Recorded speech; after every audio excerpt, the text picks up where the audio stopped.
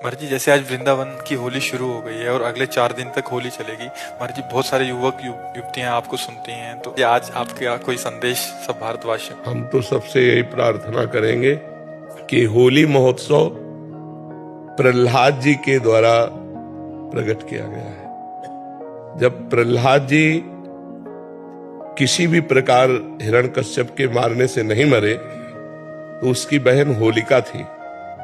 वो हिरण्यकश्यप को उदास देखा, उसने कहा भैया उदास क्यों हो? तो उनका ये प्रहलाद मर नहीं रहा, तो उनका आज मर जाएगा।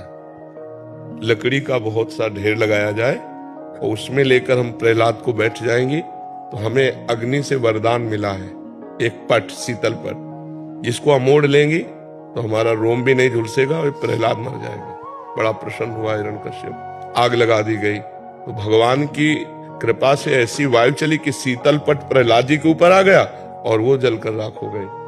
तो जितने प्रहलाद पक्ष के थे सुबह वहां जब गए तो देखा प्रहलाद जी बैठे हुए, बड़े आनंदित थे। ढोल मंजीरा कीर्तन से होली की पूजा की और आपस में गुलाल रंग लगाकर खेल रहे, नाम कीर्तन कर रहे, पद गा रहे कि प्रहलाद जी भगवान की भक्ति से बच गए। तो ये उत्सव मनाया जा रहा है। ये लोग जो शराब पीते हैं, गंदे हरकतें करते हैं, एक दूसरे के चेहरे पर कालिक पोतते हैं, नालियों में ये हिरण्यकश्यप पक्ष के हैं। अब वो भी तो उत्सव मनावे, कैसे मनावे? तो वो नालियों में गोबर कीचड़, उसकी हिरण्यकश्यप पक्ष की पार्टी, और एक होती साधुता की पार्टी, एक दूसरे पे गुलाल लगाए, रामकृष्ण हरि बोले और बैठकर पद गायन किए और खूब गुझिया और मिठाई भोग लगा कि ठाकुर जी को और पाए आनंद मनाए। तो हमारी समस्त देशवासियों से प्रार्थना है कोई भी व्यसन न किया जाए और हम आनंद पूर्वक भाईचारा बनाते हुए एक दूसरे का सम्मान करें, प्यार करें।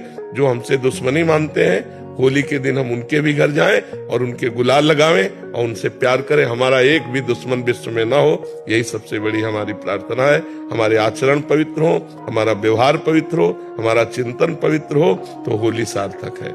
सबसे पहली बात है कि शराब न पिए, जो शराब पीते हैं होली उत्सव में स्वाहा कर दें। और दूसरी खास बात है मांस न खाएं, क्योंकि आप भले जीव हत्या नहीं करते लेकिन आप हिस्सेदार हुए, क्योंकि आप खरीद के लाते हो और खाते हो तो आप हिंसक ही माने जाओगे।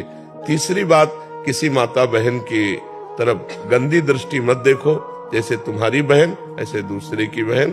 तो आप पवित्र ब्रह्मचर्य रहिए और जो अपनी पत्नी है उसी पे अनुराग कीजिए। ये 3 बातें छोड़ने की कोशिश कीजिए: शराब, मानुष, व्यभिचार।